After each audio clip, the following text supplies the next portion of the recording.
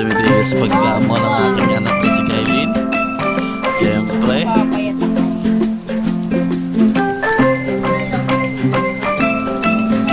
Exercise ka pero kumakain ka pa rin. Nag-exercise naman pala siya. Dalawang kahit isang gabi? Talaga ba? Dalawang kain sa isang gabi daw, nak. Kasi siya kumain eh, kitera eh. Siya kakain din. Gutom yan. Eh, napagod siya kakaligo ng ulan kanina eh. Hindi, nagmerienda ko na siya. Oo, tatlong turon. Grabe kumain. Kailin. Buhaya yung chan yan. Baboy.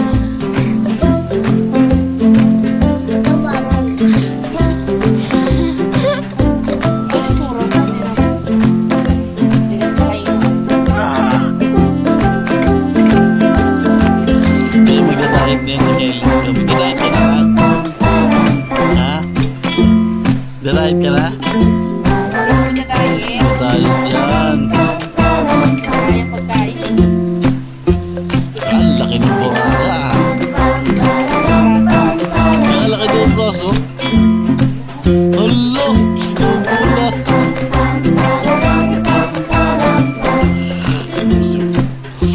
Eh, Uy, kababae ng tao. bukas mag-SM muna tayo. Okay? Sama yun. Sasama si mama? SM muna tayo bukas. Mag-SM tayo, ha? Hindi lang babayan.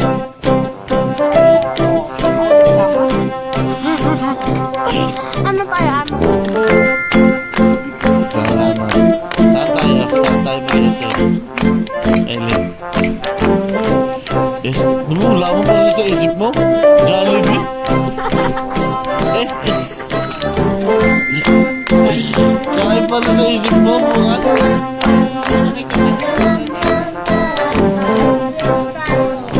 Airplane. Maganda yung size mo.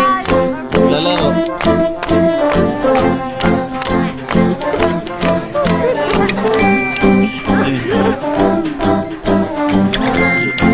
Ito guys. Ito naman.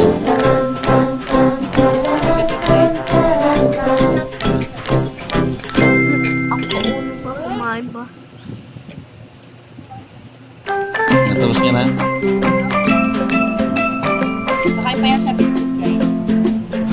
Hindi na kain din. Kunyari lang yan sa baby. Bye bye guys. Sabi mo.